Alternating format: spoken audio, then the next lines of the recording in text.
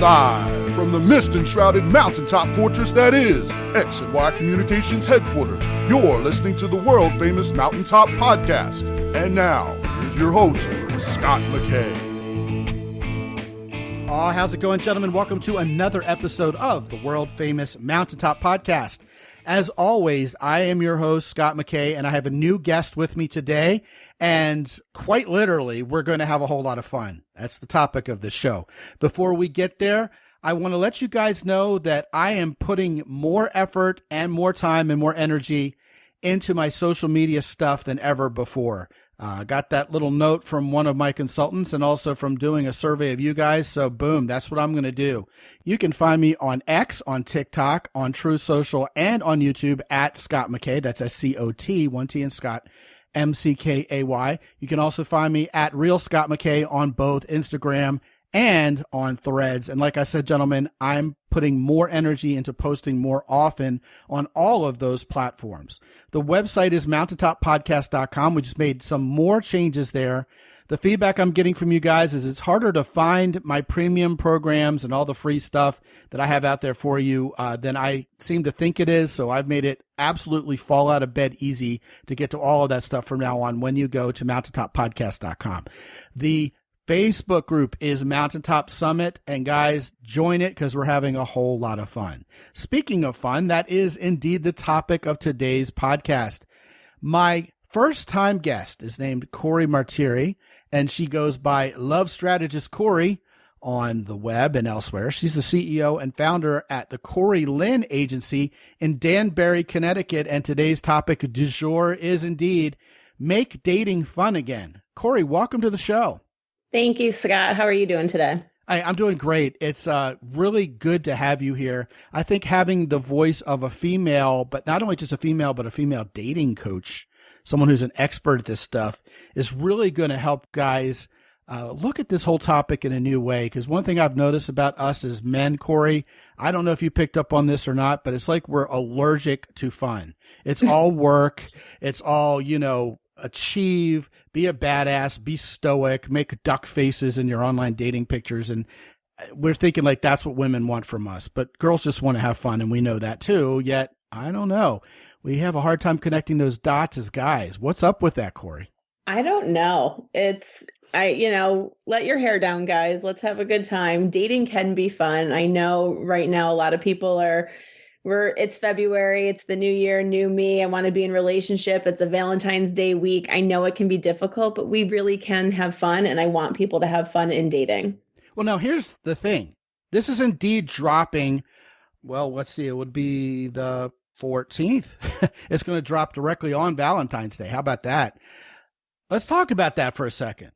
I'm not sure Valentine's Day is a whole lot of fun for most guys out there. I mean, I have a little theory I'm going to share with you. I would say unless you're a woman in a happy relationship, Valentine's Day is something you would dread instead of looking forward to and getting excited about. I mean, if you're single, the stress is, oh God, I got to find a date or I'm going to be an old maid on Valentine's Day, the women are thinking. And the guys are like, well, what am I going to tell my friends, if I'm dateless on Valentine's Day? My goodness, I must be a real loser. Then there are the guys who are dating 5 women at once, and Valentine's Day is on a Friday this year, and they're in trouble. I mean, there's no way in hell they're going to be able to make all 5 of those women happy, even if they're not exclusive. Someone's going to know they're second, third, fourth, fifth on the pecking order. And then for guys, it's like, hey, go to Jared and buy her a diamond ring or else, because after all, this is Valentine's Day. So it's a whole lot of money. It's a whole lot of stress. If you're single, you just feel terrible about the whole thing. If you're in a terrible relationship, even, it's like, oh God, do I really have to sit here and pretend we're getting along right now? And even if you're in a great relationship, the guy has to do all the heavy lifting and buy this big present, spend this money and take her out to dinner. And I mean, one may say, well, he should want to do that, but he doesn't. So Valentine's Day is just one big stress ball. And to me, it's no wonder that we're hearing about it a lot less. Mostly it's just kids handing out candy and little paper Valentines to each other in elementary school. So what's up with that? I agree with some of the stuff you're saying. I don't want men to look at it as heavy lifting. I want you to look at it as making an effort. So, securing childcare, if you're married, if you have children together, securing childcare, making an effort to just do something nice. I mean, it's not one of those, we don't expect you to go out and buy, long stem red roses on the busiest day of the most expensive day. Because if you were to get roses last Friday and you're going to get roses this Friday, they're going to be twice as much money. Indeed. But it's about putting in the effort, showing that you care. You can do a lot of things without having to spend a lot of money. Well, hold on a second there. To me, quote unquote, effort still feels like a mild euphemism for heavy lifting at best. And therefore, that still doesn't equate to fun in my estimation. Yeah, you could absolutely. You can still have fun. Are you kidding? Like, take her, honey, here's my credit card, or, hey, I got you a massage, or I got us a couples massage, or do something. You can get a gift that will just say that I'm thinking of you and this is what I like. There's a certain one thing that I love to tell my men, if your partner is, owns a business, or they're trying to, to start a business, maybe pay for like that coaching session that they've been saving up for. Maybe pay for, if they're into weight loss and they're training for something, buy them a personal training session. There's other ways that you can do things to be supportive that's a little bit out of the box, that isn't going to be the flowers, the roses, the chocolates, but you can go and support your partner in that way. Does that make sense? Yeah, it all makes sense. Let's step back, however, from Valentine's Day and realize that what you're talking about could pretty much apply to any day of the year, not just Valentine's Day. As men, I'm nodding my head. Yeah, absolutely. And it should. They can't see you nod your head on a podcast. I know. But I'm over here. I'm nodding it because it's absolutely right. It's, there's ways to do. And I always like to tell people there's ways to gain trust before you even have the first date. It's listening. It's showing up to the date on time. It's complimenting them. It's having those conversations, getting to know someone, asking them about themselves, asking about their day. Just showing up and doing, and it's, you hear all these things, you see all these posts that men, don't come up. They do the bare minimum. They do these different things. Also too, ask the person how they can help out. Ask them what they can do to be better. Hey, listen up, chickie babe. What can you do to be better? That's going to go over real well. I don't think that's we're not going to say that. I like to do like little pulse checks. Like, as you're dating somebody. Oh, you mean how I can be better? Yeah. Like, okay. What, and not even that, but like, think about like, where's your first date? Did you go to a diner? Did you have a breakfast, date? You can go there for Valentine's Day. You can recreate something. There's just so many little things. There's just little things that you can do. And I think sometimes, I was very young. And when I was married, my ex-husband had said to me, he said, I stopped doing those things because I didn't think I was doing them right. And I didn't think you would be happy. So I was like, you just stop trying. And that's really, it made me feel bad as a partner, is that I wasn't supporting him in that way and wasn't making it a safe space for him to be able to go and do those nice things, because he thought he was never going to achieve the right thing. Well, I think there's a solid takeaway here. And the kernel of truth may be hidden in the way you're conveying all these ideas and what you seem to be expressing, which I agree with, by the way. And, I don't think I'm insulting anybody here, is that men feel more like they have to do this stuff than they get to do all this stuff. So it still feels like heavy lifting to have a plan to pay for this massage session. Oh my God, I got to go to a spa day with this chick. I mean, it sounds great for her, but it's going to be awful for me. Men in general tend to see this idea of doing something for a woman as a job. Mm-hmm. I was just going to say a chore. It's a transaction. I do this for her, then maybe I get a blowy afterwards. And what that does is, and indeed, it puts a lot of pressure on ourselves to do it right, because we don't know what we're doing. We don't know how to plan a spa day. We don't know what women like, because if we ask, we may get a lecture, or we may be told to do better. And for a guy to ask a woman, how can I do better, is a very brave thing that's going to probably result in something not so fun, because what if she just lectures him and wags her finger at him and says, yeah, you don't ever do this, do that. Next thing you know, he's going to feel like he's giving his power away, and he's just doing stuff for this woman. And if he fails, it's not like this relationship is going south because it was a two-way street. It's because she expected something out of me and I didn't do it right, and therefore she's walking. And I don't think that's accurate. I don't think that's what's going on in most women's heads. I think it's just that if guys felt like, hey, you know what I'm doing here? I'm doing something to make her smile because I just like her smile. Exactly. It's like the feminist women are like, stop telling me to smile. And what I say to guys in response is, yeah, stop telling her to smile and make her smile. No, that's perfect. I mean, like you said, don't tell him to stop. Make him smile. Do that. Absolutely. Right. It sounds ironic because it seems like making somebody do something is even more coercive than telling them to, but somehow it works in context. It's almost like a Yogi Berra-ism. But to the main point here, it doesn't have to be expensive. It doesn't have to involve a lot of effort. It just has to involve something that's special between you and her. You can go take a walk around the park and feed the ducks if it's just you and her, and you're making her laugh.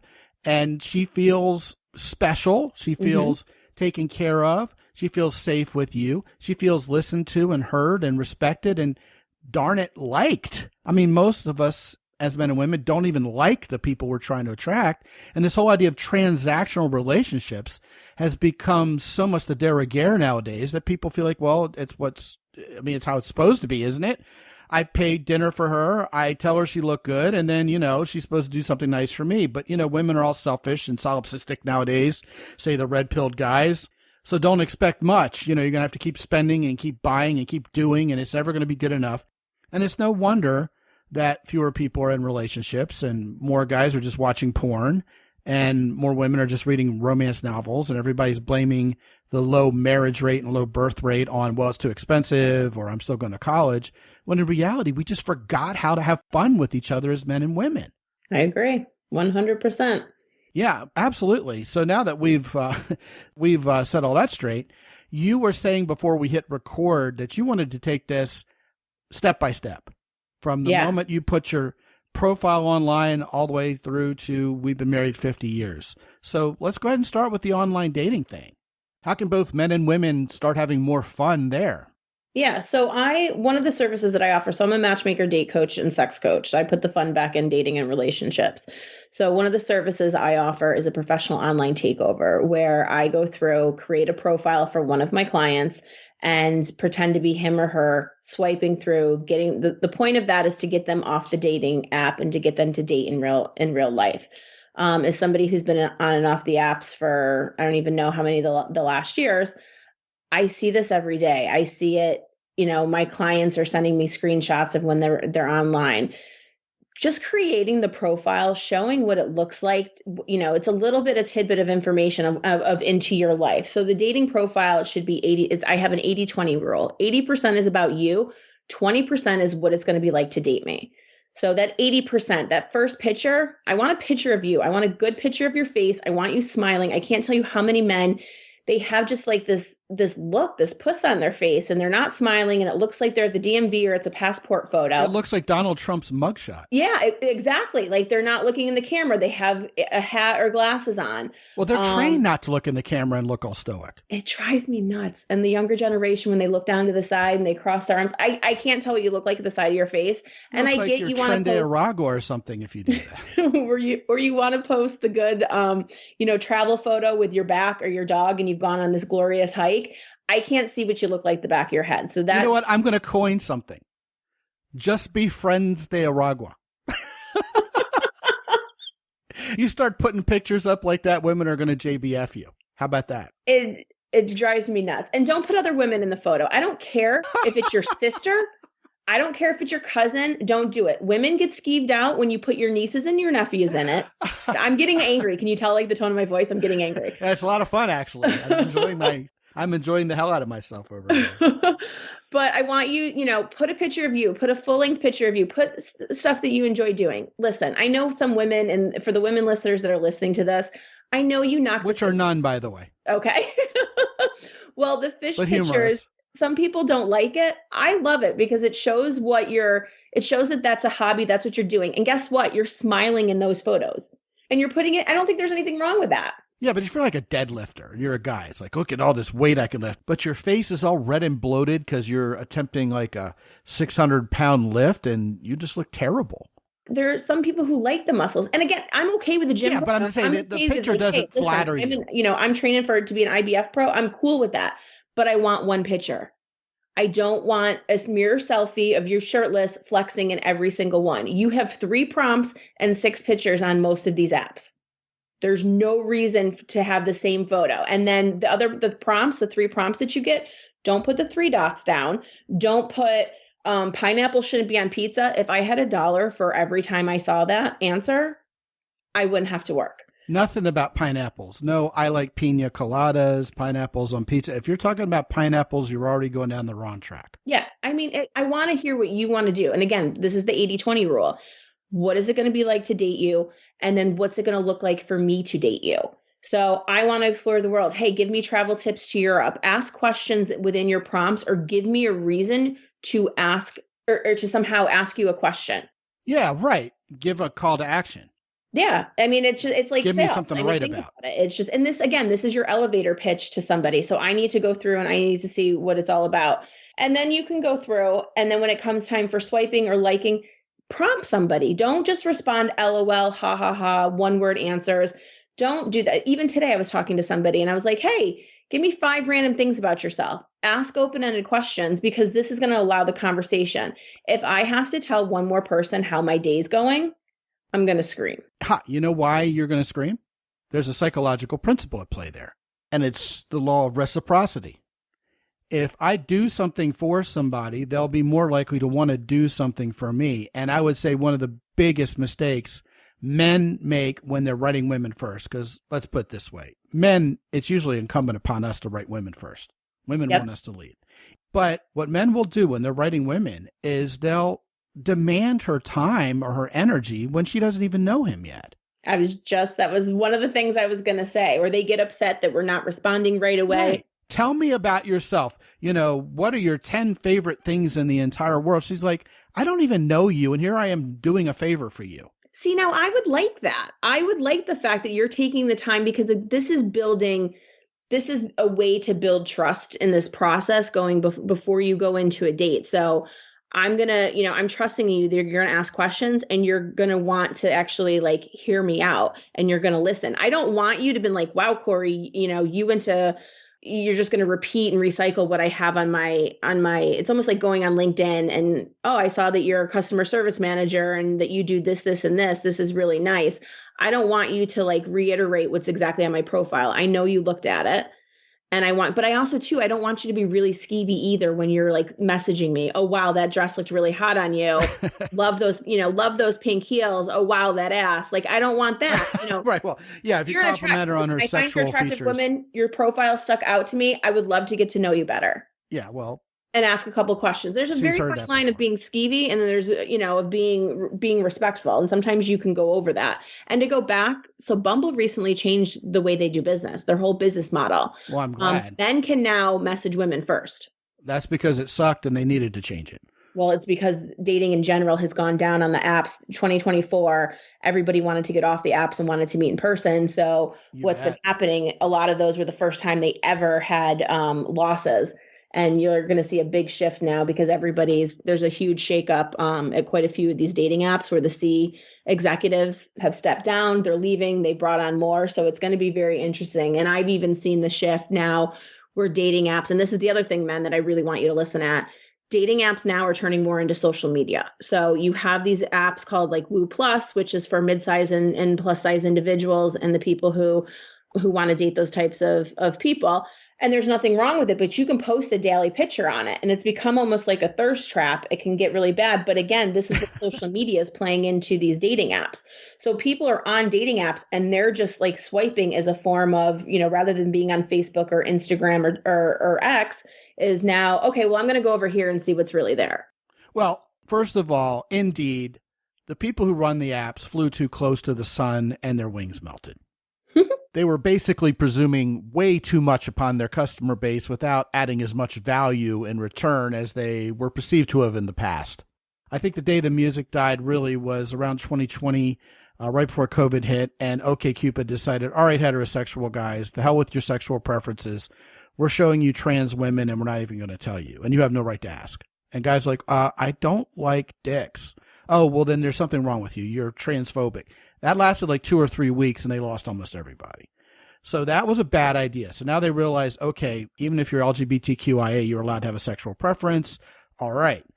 Then what happened was when everybody was locked down and couldn't date, they got real cocky because everybody was just fantasizing about the people they couldn't meet. And that's when they learned with their algorithms and everything how to keep people addicted without getting people to actually meet each other. They're like, man, this is great for business. They're addicted to being attracted to each other and hoping for the best, but as long as we can keep them from meeting each other, then the more money we make and the better we stay in business. Well, like a lot of things, when that Overton's window of what they feel like they can get away with socially gets moved too far, there's a backlash and people go, you know what, this is BS and I'm done. And that's where the dating apps are right now, just like you've kind of sort of already noted. But that makes it harder to have fun on online dating apps when it's kind of like the whole thing is rigged against you. So assuming that we can do any number of the right things, and I'm with you, I think there are a lot of different paths to success. For the record, how I recommend men do their online dating profiles is diametrically different than yours, but I'm sure yours works and mine does also. It's just that so many people out there are boring or skeezy or lacking in confidence. Like, I'm sorry to bother you, and I know you probably won't want to go out with me, but I'm just taking a chance anyway. I mean, I've seen guys write that to women. Oh, I've received it like that. A woman like you wouldn't want to date a woman like me, or a man like me. 100%. I see that all the time. And nobody likes that. We like confident women, like confidence, and Sure. Men like confidence. Yeah. By the way, on that note, I automatically screened a woman out of a guy's inbox one time, noting it was a fake profile because she said somewhere in the middle, I'm a one-woman man, which is a fixed idiomatic cliche in our culture, but not one any woman would ever say. It's only one that a guy who's trying to fake being a woman would say, not realizing what he just said. You know what I mean? Yeah. So, yeah, I mean, it's funny what goes on out there. But the good old days of not being able to filter your pictures into oblivion and have ChatGPT write your long form narrative on Match, they're long gone. And so this is harder than usual. So maybe even more fun would be somehow going out into the wild, grabbing your gonads and talking to women in real life again. Yeah. Now that seems like horrible, painful, torturous drudgery to some guys. How can we make that fun? I think a lot of it, so a big part of it is how you approach someone. It's one thing to be, I'll never forget, I was out, this was years ago, and I was out at a bar. It was happy hour, and this good-looking guy kept walking back and forth, and was clearly checking me out. We were both kind of attracted to each other. And finally, I just turned around and said to him, I'm like, you're going to wear a hole in that carpet if you don't, say hi and introduce yourself. And it kind of took him back. And he was like, well, I didn't know really how to approach you, all this. And honestly, hi, how are you? My name is, that works. You don't need some witty thing. You don't need to be completely, I get frustrated. Well, guys feel like they have to be this heroic Disney prince or they're going to get rejected. Yeah. You can just be normal. Exactly. It's better than looking creepy just staring at her. Like, even like the DMs I get in social media and the things that I say. And I was like, you will get farther with saying, hi, my name is Bob, than, coming up and saying some, witty, what you think is a witty line, because we don't like it. I mean, we're, grossed out by it. Well, unless your name's Jason. But you can go through, there's ways that you can, really be good about it. You can be nice. You can offer to buy a drink. And this is another thing that drives me nuts too. If you offer to buy a drink, that's fine. Sit and have a conversation, all that. Hey, can we dance later? Can we have a conversation later? Whatever it may be. But you don't need to sit there and hang out. Because one of the things is too, and sometimes when women go out, we just want to be out with our friends. That's it. And it's, I'm not going out. I'm not looking for guys. I'm not doing anything that I just want to have a great girls' night. I want to dance. I want to have, fun with my people. You can come up and say, hey, listen, I would love to get your number. Can I take you to dinner? Can we grab a drink sometime? You can kind of check in through the night, but don't be a stage 5 clinger. Well, the one thing I would add to what you're saying is I think the whole idea of buying a woman a drink has become so cliche and feels so transactional that women have almost, well, it's not even almost, they've made it a running joke.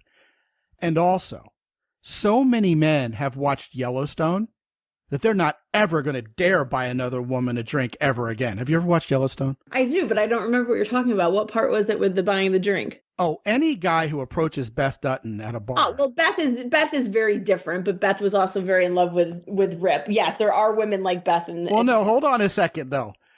Beth is basically one of few women in the entire Yellowstone series. Granted, she's 99.99 repeating % tougher than any man on this earth, and that's incredibly discouraging to a lot of guys watching the show to begin with. But Beth makes a sport out of humiliating men who ask to buy her a drink. Yep. And I don't know if you noticed this, but a lot of them end up ruined or dead in the show And it all started with them asking to buy her a drink. Seriously. No, you're right. You're right. Now, if you know how the pickup artist movement positioned things years ago, it made every guy scared that if they were going to go to a bar and ask a woman out, she'd throw the drink she had at him and ask him to replace it. You know what I mean? And so guys have been issued this fear and doom mentality from the pickup artist movement years ago. And I'm not sure that mentality ever course corrected. I think it's still out there that there's an expectation women are going to be bothered, that they're going to reject you. And if you ask to buy them a drink, they're just going to laugh at you, or they're going to drink all your drinks and then tell you you're an ugly little twerp and leave. So the zeitgeist is kind of against buying women drinks. And again, this is what makes guys think this is no fun. I've spent all my money buying $12 cocktails and, you know, I don't even get her number afterwards. And this is just, I'm just going to go and watch porn. I'm done. This isn't any fun. So, I mean, if you go out and you ask women out, it's got to start from a position of her feeling safe and you two liking each other. I agree. What a lot of guys don't even understand is that you have the right as a man to decide whether you like her or not. I mean, she may look great and have a nice ass, but when you talk to her, chances are as good as not that you won't be able to get out of there soon enough. So give yourself a break and say, hey, you know what? She can decide whether or not she likes me, and it can be for any reason. It may not even have to do with the guy, or I don't like her. But I approach this as a conversation, not some sort of death match competition where I get accepted or rejected and it's a zero-sum game. Because women don't see it that way, do they, Corey? It's just a conversation. No, I look at it as just a conversation. I think there's nothing wrong with coming up and saying hi, complimenting somebody, or just having a conversation and getting to know them. Because I mean, I understand that, you know, you don't want to spend the money, or you're nervous about getting a drink. I also don't think you should buy more than one drink when you're, you know, meeting someone.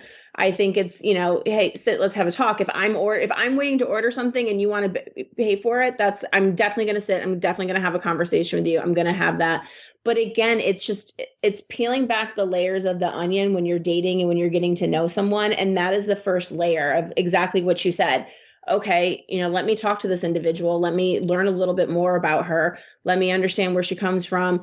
Oh, you know, I'm in Texas and she lives in New York. It's never going to work. So I'm not going to sit there and continue to waste my time with this. But at least you had a nice conversation. Exactly. You had a little practice, and she's cool, and it was better than just sitting by yourself. And like you said, it's practice. It's like getting that. I tell people, get that elevator speech, you know, kind of down. So tell me a little bit about yourself. What do you do for work? There's nothing worse than trying to talk with somebody and they can't carry on a conversation. I literally just had a conversation with a matchmaker colleague of mine. And I was like, my back hurts. And she's like, why? I'm like, because I've been carrying this conversation with somebody that I exchange phone numbers with. Like, it's painful. That sounds like a Beth Duttonism right there. Again, it's peeling back those layers. It's having those conversations, being able to reciprocate it. If I ask you a question and I'm trying to get to know you and I'm trying to date you, the most common thing would be, how about you? Like, what about you?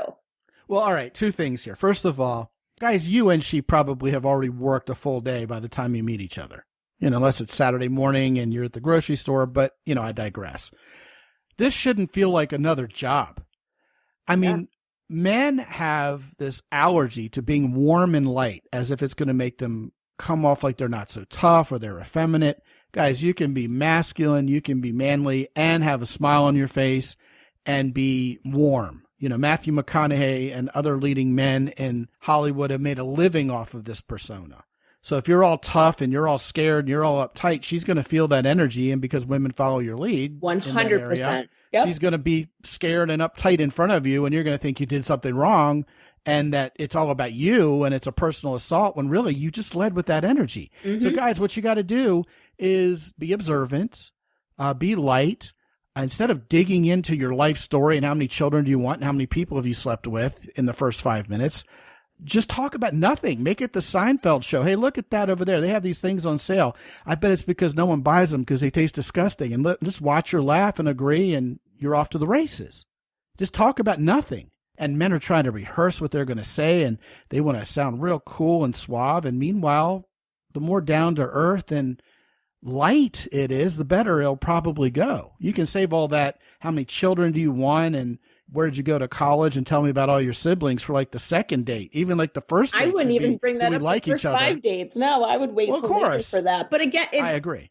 You know, some of the things that if I'm standing or sitting next to somebody at a bar or I'm at a restaurant, wherever it may be, and I find somebody attractive, like I'll start to engage in a little conversation. So if we're out watching football or something, and then we'll kind of, you know, we'll start talking about things, or, you know, maybe he's wearing like a Dallas Cowboys jersey, and I was, you know, and they'll be like, oh, who's your team? And I was like, the Bills. And they're like, oh, and I was like, well, I'm like, and then they'll make a comment to the effect of, oh, I'm a Cowboys fan. And I was like, well, everybody's got one fault or something. Like the little banter, like we like the banter. We like the flirting. Yes. Like you said, we want to keep it light. One of the things that I like to do too is like, if I'm sitting there talking, I was like, well, they're on a first date. What do you think they're talking about? Or I bet you know, I'll make up these stories about people at the bar or at the restaurant. And again, it's just that light. We want to feel, and Scott, we've talked about it. Women want to feel safe. That takes the onus off of performance too. Yeah. Like, what's that couple talking about over there? Like, look what's going on over here. Now, all of a sudden, you're both on the same team. Exactly. It's amazing. Yeah. You talked about banter and you talked about the teasing, and, you know, you're a Cowboys fan. Well, I'm sorry to hear that kind of stuff. A lot of men have been trained by the pickup artist movement to see that as, at worst, flat out rejection. Like, you're not agreeing with me? Well, then, heck with you. Or at best, what's called a shit test. In other words, there's a correct way to respond to this and a wrong one. And if I fail, I'm kicked to the curb. Mm-hmm. And meanwhile, she's just wanting you to pull her on her pigtails and put a frog in her dress. You know, I mean, it's flirting. It's banter. It's what comes naturally. There's nothing going on there other than the desire to have a little fun. And a lot of guys, they just get all wadded up and they fumble. I have a great example of that.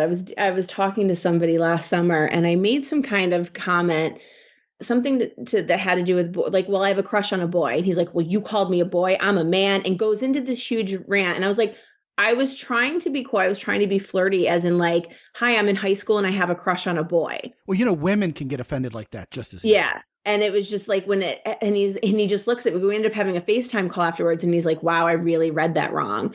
Yes, you did. Yeah. And I was like, listen, we've only been talking a couple of weeks. Like, it's okay. You don't speak Corey yet. I understand it. But it's just like, you know, and it's like to get all heated and like you said, we've worked all day. We've done this. We're going out. We want to have a good time. Or it's the end of the day and we have these huge, and I get women are just as guilty as doing this as well. We want to have a conversation at the wrong time and doing that and having heavy. But I think, you know, the first few dates is about getting to know people and getting to understand who they are. There's ways that you can figure out if this person's for you, if they have the same values as you, is not coming right out and saying, are you family oriented? Are you this? There's other ways to do it. And there's other ways to ask questions. And you could always ask, how much did you W-2 last year? Oh God. That would be a lot later, wouldn't it? Yeah. That one makes me angry. Just makes me so angry. Makes me more angry nowadays than it used to. Well, and that's the thing. You can make a shit ton of money, and you could have the worst credit score, or you could have a great credit score. And that was the thing too. I was swiping the other day and somebody had an 810 credit score. They literally took a picture and that's what they put on their profile. And that was the biggest turn off. That's fantastic. You can buy a house and a car, but you know what? You might have an 810 credit score with 5 credit cards that are, you know, almost maxed out or not. It's just, we don't want that. We want somebody who's going to be safe. Here's another thing. You know, another thing that made me just think about this when you were saying safe, the little things too, when we're out dating. And this is something that I always pay attention to. If you're like walking me to a car, we're walking to another restaurant, when a guy comes on the outside and puts you on the inside of the street, that to me is like, okay, they get it. They're a protector. Well, hold on. Things like that we pay attention to. Hold on. I want to tie this back to our topic. That's delightful to women. That gives them like warm fuzzies. That gives them the giggles. Yep. That's huge fun for women. And we're thinking, well, chivalry's dead. Women don't appreciate this. Well, I mean, maybe some women don't. Maybe some women are uptight. And this might be a good time for a quick tangential reminder that a lot of women have decided they're very bitter towards men in general, don't trust any men at all, and have their guard up anytime they meet a man. So they're going to seem like they're no fun. They're incredibly easily offended, but really they just need a guy who knows how to break through that wall. Mm-hmm. A lot of women are their own worst enemy in that regard. And make it seem like they're going to bite the guy's head off. And really, they're just being very self-protective. Well, what they're doing, they're going through, and what's the word that I'm looking for? I hate to use the word self-sabotage. You know that as a coach, we're not supposed to use that word. Well, I haven't gotten that memo yet. I'll go ahead and say it. They're self-sabotage. But they'll reject them before they can. I see it with there's been clients that men might only be 5'6" and they don't want to date a woman above 5'6". They only want to date somebody who's 5'2" and below because they don't want to. And I had to say it. I was like, you're rejecting women before they reject you.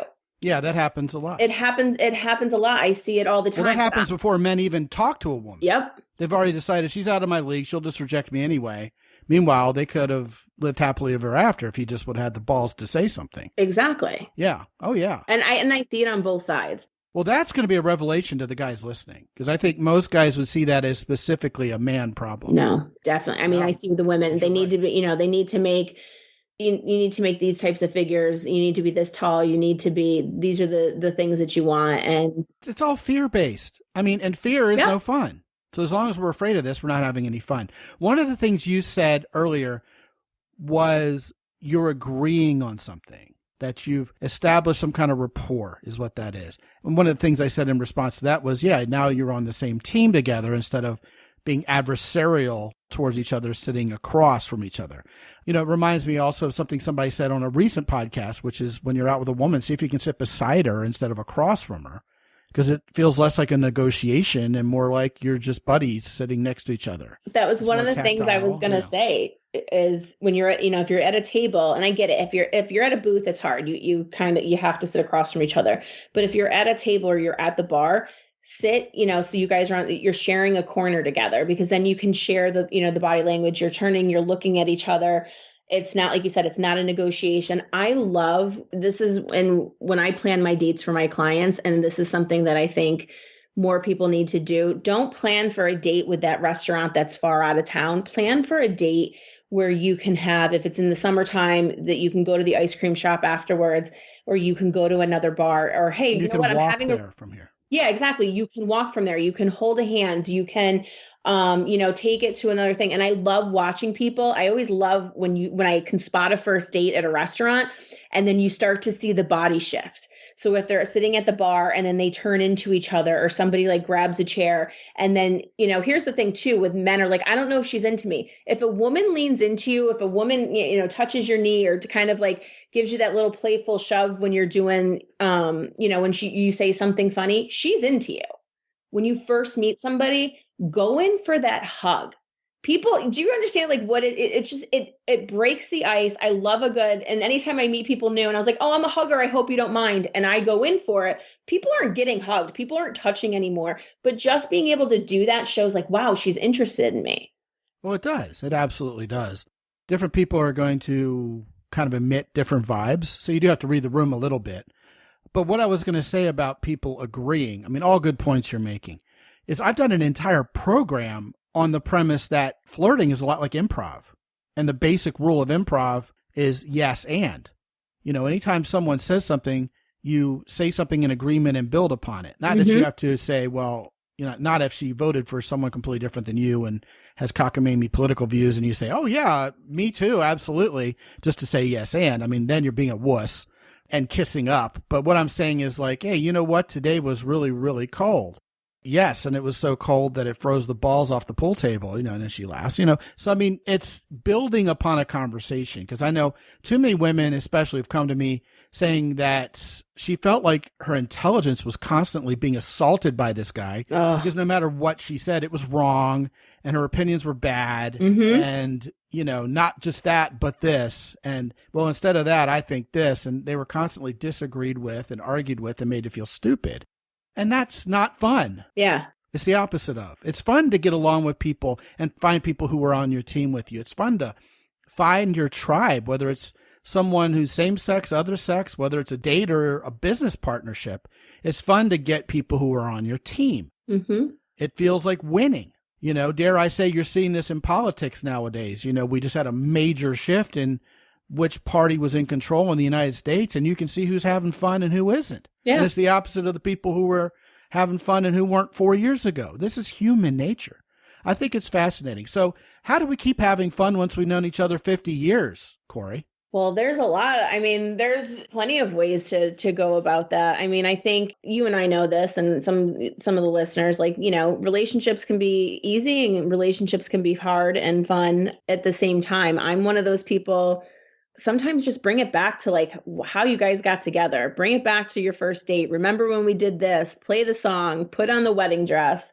Sometimes too, get a little spicy in the bedroom. Ask your partner what they're into, what they want to do. Is there anything that they want to try? I'm all for that. That to me is a good way to keep things spicy. Here's one. Just forgive each other for little paltry stuff that happens. We're all human. We all make mistakes. Assume the best from each other. Don't expect the worst. If you're good-hearted and you mean well and you fell in love for all the right reasons, that's generally a good bet. Mm-hmm. I think one of the things that I was always afraid of being in a long-term, and especially with kids, and I think people tend to forget this, they put their kids first. And for me, when I was married, it was always about my husband, because my biggest fear was the kids are going to leave the house and go to college and move out. And then what the hell are we going to do? And you see that where a lot of people are like, my identity's gone because the children are gone. Now's a great time. Like, go travel, do things. Create a bucket list, do check-ins. Okay, well, now that we have this free time, or now that we're empty nesters, what are we going to do about it? Are we going to build the addition? Are we going to downsize? Are we going to travel the world? Let's take that cruise that we've always been talking about. You know what? It's about adventure. It's about mixing up your daily routine so you don't get bored with your life and then get sick of each other's face. There's a television show out of Australia that's migrated its way across the world and is just wildly, like, sensationally popular. Any of the guys listening to this who have little kids, single dads, or, increasing a lot of family men are listening to this. And the show's called Bluey. You heard of Bluey? Yep. And Bluey is about a family of Australian shepherds. And, it's a cute little message that they get along with all breeds and it's all inclusive. And they have Dalmatian friends and St. Bernard friends. And it's funny because all the breeds act like their respective breeds in the show. In our house, Bluey's on a lot, and it's for the strangest reason. Our two whippets, we have racing whippets, they will calm down and watch this show. They are entertained like they're human toddlers watching this show. It's uncanny. It's remarkable.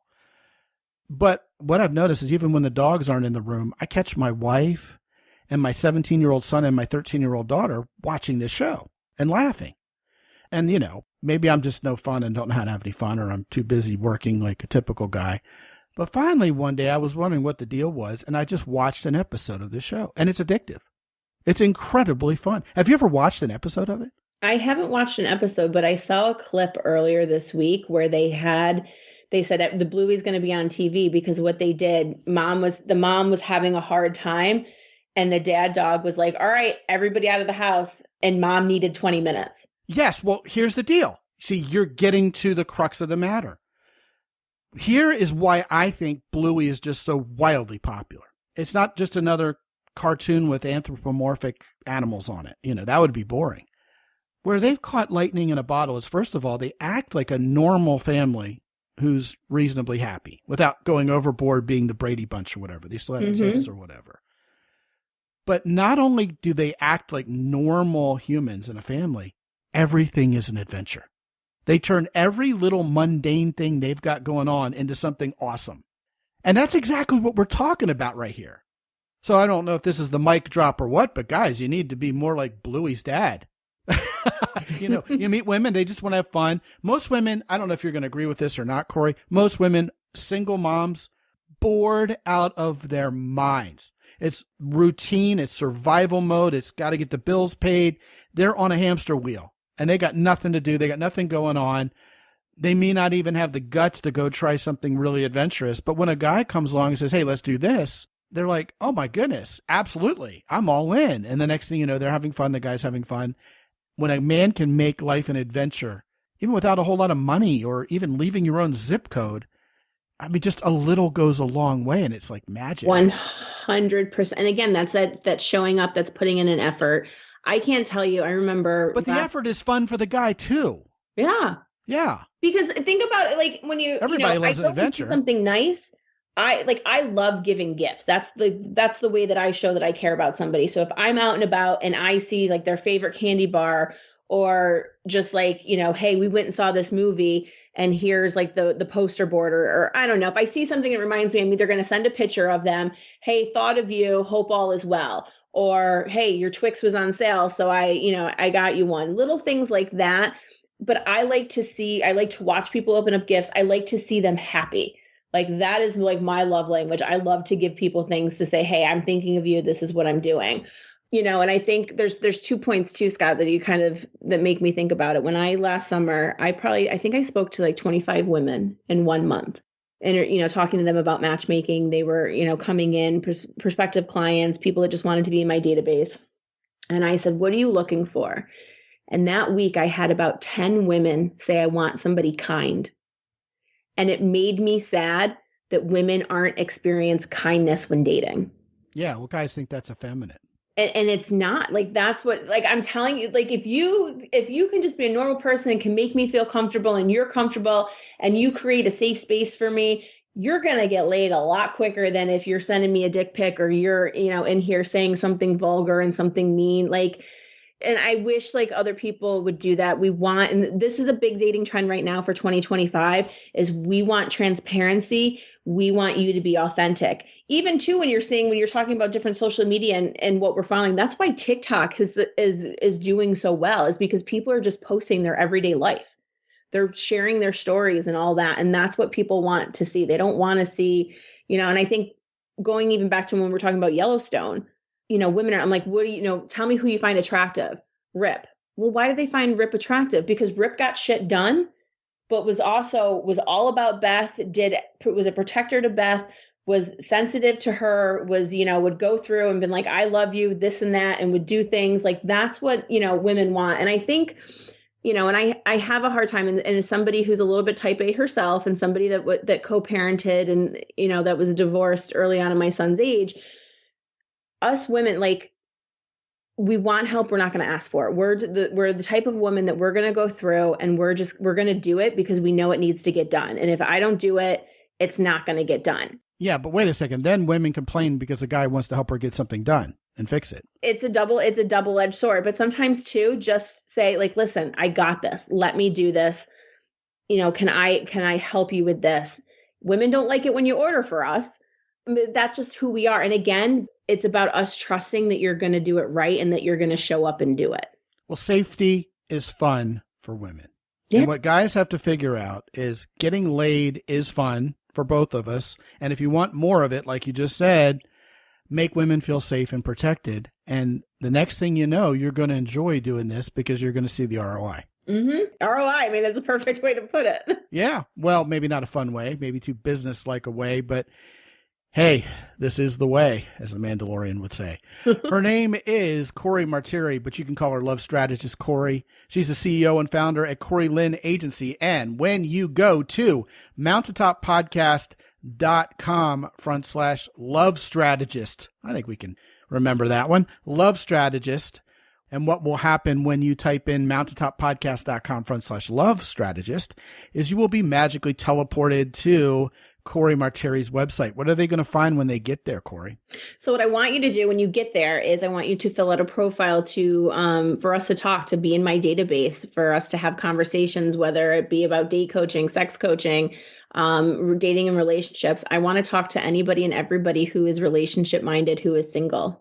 Excellent. And you get to do that when you go over. You don't have to do that. You get to do that, right? When you go over to mountaintoppodcast.com, Love Strategist. Well, thank you so much for joining us, Corey. Sounds like we have a lot to talk about, and we could have gone for hours down a lot of different paths with this. It's always fun to talk to people who know their stuff when it comes to online dating and dating in general and relationships. And thank you for being on. Hope you'll return. Thank you so much. It was great, and happy Valentine's Day to everyone. Yeah, guys, happy Valentine's Day. I have just sorted out mountaintoppodcast.com like never before. New links. I finally got a link to Spotify up there. So, I'm kicking and screaming into the year 2025 here. You can find free downloads. You can get in touch with our sponsors, Jocko Willink's company, Origin in Maine, the Keyport, and Heroes Soap when you go to mountaintoppodcast.com. And you can also get on my free newsletter every day, and that comes with a free copy of my book, Sticking Points Solved. All of that and more is there for you at mountaintoppodcast.com. And until I talk to you again real soon, this is Scott McKay from X&Y Communications in San Antonio, Texas. Be good out there.